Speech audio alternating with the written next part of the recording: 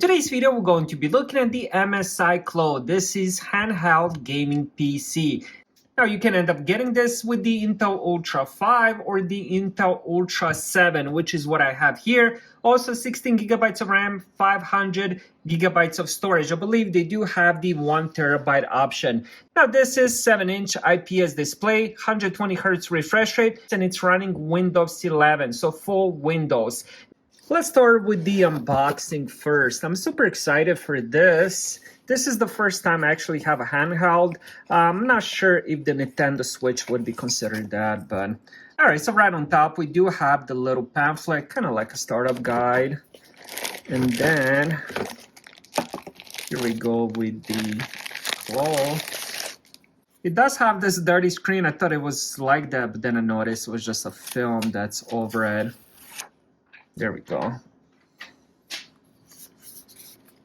It feels pretty good inside the hand. You do have the triggers. They feel pretty decent. So we have volume controls, headphone jack, Thunderbolt port. I believe this might be the SD card. I'm not sure. It does look like a SD card jack. And then we have the power button.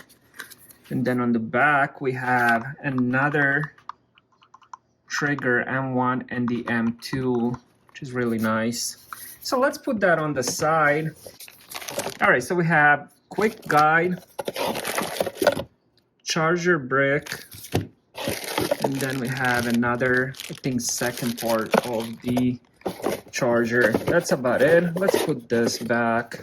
All right, so I've been using this for the last couple of days. I didn't just want to do unboxing and go straight to it. I wanted to kind of do all the updates, get some games so I can get a better idea what this MSI Claw is capable of. Now, let me show you the startup. Now, the power button is here, which is also the fingerprint sensor. Now, let me show you the startup. I just turned it on. It actually has a pretty fast startup. And just like that, it's already on. Now, all you have to do is either enter PIN or put your finger on the fingerprint sensor.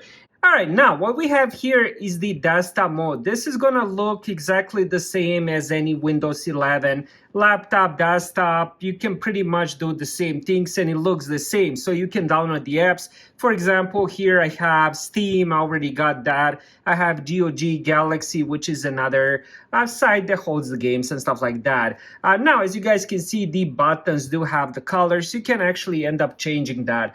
Now, the first thing I ended up doing is getting all the updates. That's extremely important. Make sure you get the Windows update. Then what you're gonna do next is end up clicking this button. This is the MSI Center. Once you're here, you're gonna go, let me see if I get it. I believe it's right here. So you're gonna click on that round thing. You're gonna do the updates. You're gonna scan up.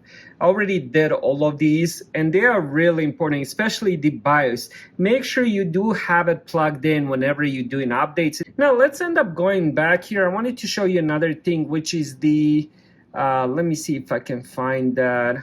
I believe it is this one. Now I ended up doing balance. Now there's a big problem with the balance. It does perform good. It doesn't overheat. It doesn't make a lot of fan noise or anything like that. But the big thing is it caps the games at 30 FPS. Now, I'm not sure why he's doing it, but whenever I did, for example, whenever I did just this one, AI engine, which is kind of automatic optimization, but whenever I did that, my FPS does jump. For example, I played Lego, I was getting like 600-700 FPS. That game performed really good. Now, let's talk about the games. I guess I can show you here. Now, this Tiny Fox game does not play on this. I'm gonna show you what to look for whenever you trying to see if the games will play. Now, the Lego played extremely well. As I just mentioned, I was getting 600-700 FPS. Fallout plays good as well. But again, it was capped at 30 FPS. I didn't end up going back, trying it once I did remove. Age of Wonders, unfortunately, doesn't play. It's one of my all-time favorite games. So I'm going to have to connect this to the keyboard and mouse to end up playing that game.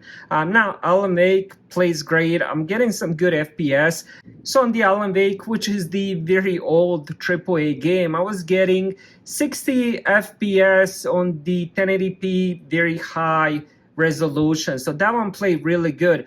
Now, when it comes to the gaming, I didn't notice that much difference between the 720p and the 1080p. Since the screen is so small, 7-inch, you really don't notice that much of a difference. Now, what I wanted to show you on Steam is how you can tell if the games don't play. Now, this isn't 100%, but at least this is what I noticed, at least on the games that I did get. So, for example, this Tiny Folks, this is like the latest game. I wanted to play, it seemed pretty cool. Like, I love arcade games. But here it says controls not supported. That one didn't play.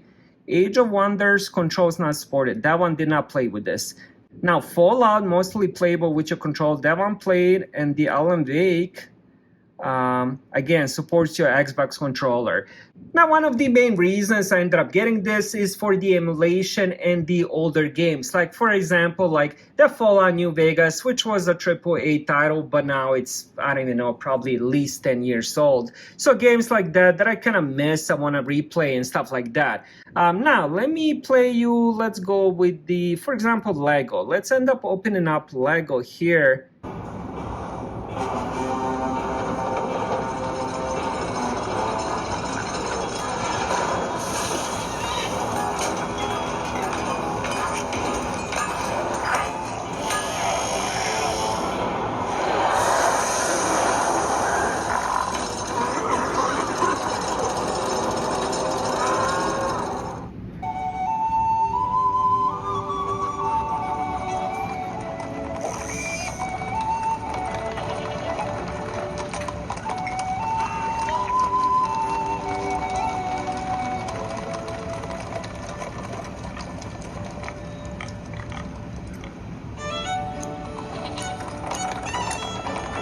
Now, the very best thing about the MSI Chloe is the sound. It has such a good sound.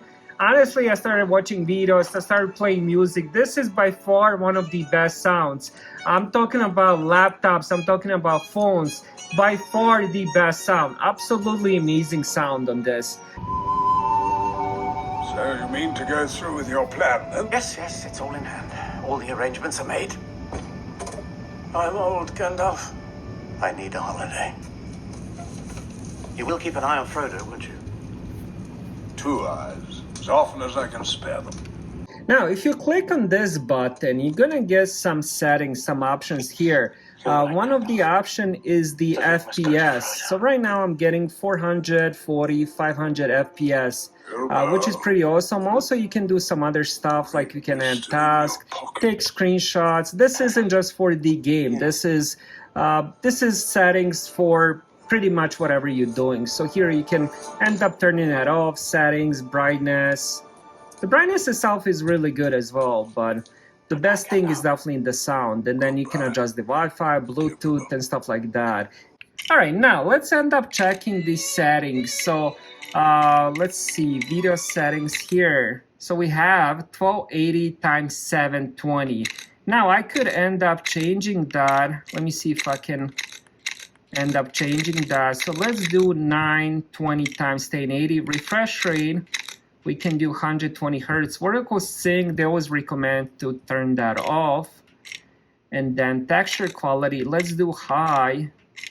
And then let's do accept. So let's see what happens now.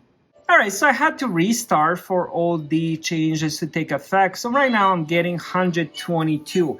Now let's end up unplugging this so we can see the performance just on the battery itself.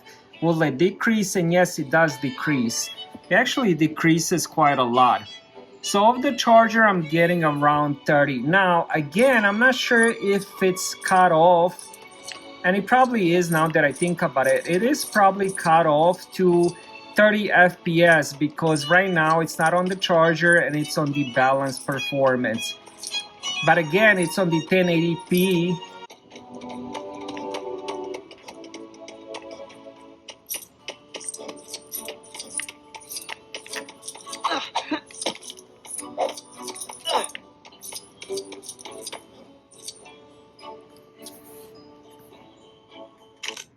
I'm definitely going to do an update video on this thing, maybe get some newer AAA titles and see how they end up performing. Thank you guys for watching. Have a great day.